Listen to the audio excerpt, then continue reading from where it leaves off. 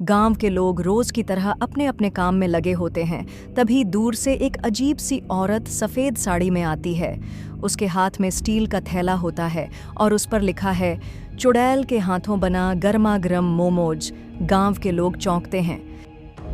हाय राम, ये तो चुड़ैल लग रही है। सफेद कपड़े, बिखरे बाल, उल्टे पैर।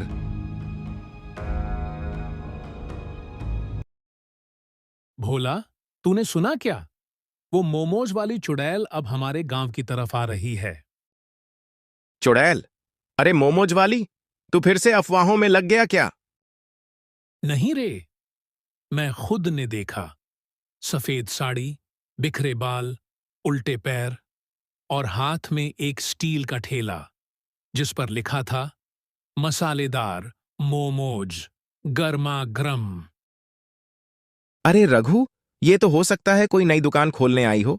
सबको चुड़ैल ही क्यों समझते हो? भोला, पिछले गांव में भी ऐसी ही आई थी। एक हफ्ते में आधे लोग मर गए। कहते हैं उसके मोमोज में तंत्र मंत्र का जहर है। अगर ये सच है तो हमें सरपंच को बताना चाहिए। विक्की, एक निडर और नास्तिक लड़का, उस चुड़ैल के पास आता है। मुझे तो मोमोज बड़े पसंद हैं। चुड़ैल दीदी, मुझे एक प्लेट मोमो दीजिए। तभी चुड़ैल विक्की के लिए मोमोज निकाल के देता है।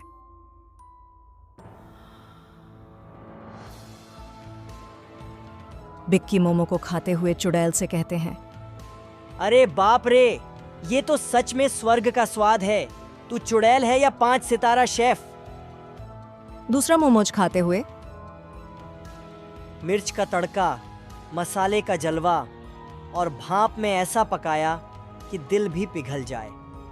हंसते हुए चुड़ैल की तरफ देखकर, अगर तू हर चुड़ैल की तरह मोमोज बनाती होती तो आदमी डरने के बजाय तुझसे शादी कर लेता।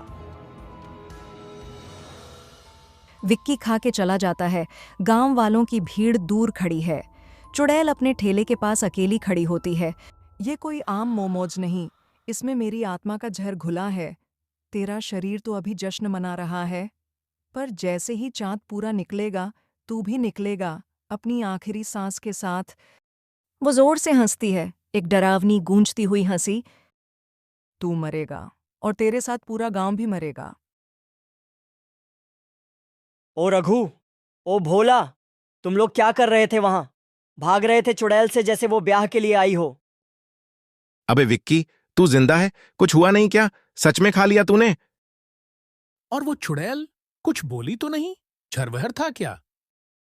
अरे भाइयों, अगर ये जहर है तो मैं रोज यही जहर खाना चाहूं। क्या स्वाद था भाई! मसाला ऐसा कि सीधे दिल में उतर जाए। मोमोज खाया और मेरी आत्मा तक स्टीम में पक गई। लाल चटनी इतनी तीखी कि जीभ बोले थैंक यू। और सफेद वाली सॉस, हाय हाय, जैसे गंगा जल मिला हो उसमें। सच में इतना बढ़िया था? अरे, ऐसा मोमोज तो मैंने शहर के मॉल में भी नहीं खाया। बिना लाइसेंस की चुड़ैल, लेकिन स्वाद ऐसा जैसे 5 स्टार की शेफ। तो फिर चलो ना, हम भी खा लेते हैं। कौन सी रोज चुड़ैल मोमोज बेचने आती है? नहीं, मैं तो नहीं जाऊंगा। मैंने सुना है ये चुड़ैल के मोमो में जहर मिला हुआ है। अगर जहर मिला हुआ होता तो मैं जिंदा कैसे हूं? चलो चलते हैं, मुझे तो और खाने का मन है। तीनों मोमोज खाने चुड़ैल के पास जाते हैं। अगले दिन तीनों अपने अपने घर पर मरे पड़े होते हैं। हे भगवान, ये तीनों तो मर चुके हैं। वही तीनों जिन्होंने चुड़ैल के मोमोज खाए थे। हमने तो सोचा था मजाक है, पर यह तो असली मौत का मोमोज था। वो जो हंस रही थी मोमोज परोसते हुए, वो सच में इंसान नहीं थी। मैंने कहा था ना, मत खाओ उस चुड़ैल के ठेले से। अब देखो, जवान बेटों की लाशें बिछ गई हैं। अब और नहीं, अब कोई और मरे इससे पहले उस चुड़ैल को खत्म करना होगा। लेकिन कैसे भाई? उसकी आंखों में देखते ही तो मेरे पैर कांपने लगते हैं। एक रास्ता है। गांव के बाहर जंगल में भैरवनाथ बाबा रहते हैं। पुराने तांत्रिक हैं। सुना है उन्हें हर आत्मा का इलाज आता है। बिल्कुल यही समय है, और अगर हम ही डर कर बैठे रहे तो अगला नंबर किसी का भी हो सकता है। तीनों तांत्रिक के पास जाता है। मुझे पता था तुम लोग आओगे। मौत की खुशबू बहुत तेज है इस बार। बाबा, गांव में एक चुड़ैल आई है, मोमोज बेच रही है। जिसने खाया वो मर गया। 3 लोग जा चुके हैं। ये कोई साधारण चुड़ैल नहीं, ये रसोई आत्मा है, जिसके सपनों को जब आग लगती है तो वो खुद आग बन जाती है। इसका खात्मा आसान नहीं, लेकिन नामुमकिन भी नहीं। अब आप ही हमें इस चुड़ैल से बचा सकते हैं। तभी वो तीनों तांत्रिक के साथ चुड़ैल के पास जाता है। आप लोग भी मोमोज खाने आए हैं, कितना प्लेट लगा दूं? बस बहुत हुआ। तेरे मोमोज अब मौत नहीं परोसेंगे। अगर तूने अभी ये सब बंद नहीं किया तो ये गंगा जल तेरी राख भी नहीं छोड़ने देगा। तू मुझे मारने आया है बाबा, पर तू जानना नहीं चाहता कि मैं मरी क्यों थी। मेरा नाम रूपा था। मैं भी इंसानों की तरह ही हंसती थी, ख्वाब देखती थी। मेरी माँ ने मुझे मोमोज बनाना सिखाया। हमारा सपना था ठेला लगाना, दुनिया को वो स्वाद देना जिसमें प्यार हो, मसाला हो और आत्मा हो। एक आंसू टपकता है, फिर उसकी आंखें लाल हो जाती हैं।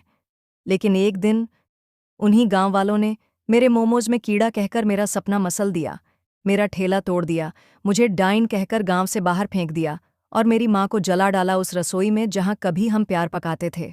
मैं भागती रही, रोती रही, और फिर मुझे मिला जंगल का वो ग्रंथ जहां लिखा था, जिसे इंसान जला दें वो आत्मा बनकर लौटे और स्वाद में मौत घोले।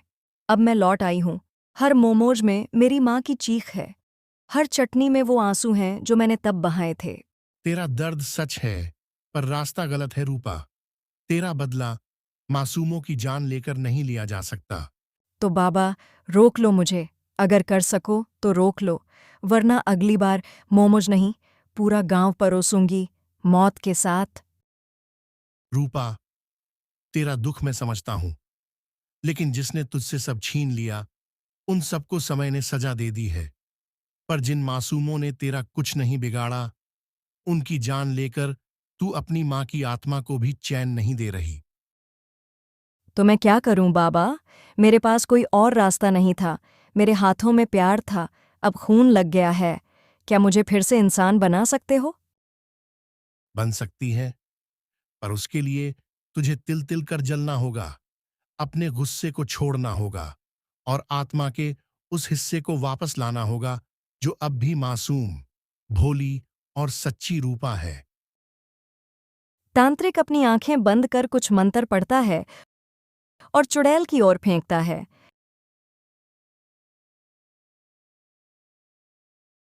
मैं तुझे वरदान देता हूं, तेरी आत्मा को फिर से मानव शरीर मिलेगा।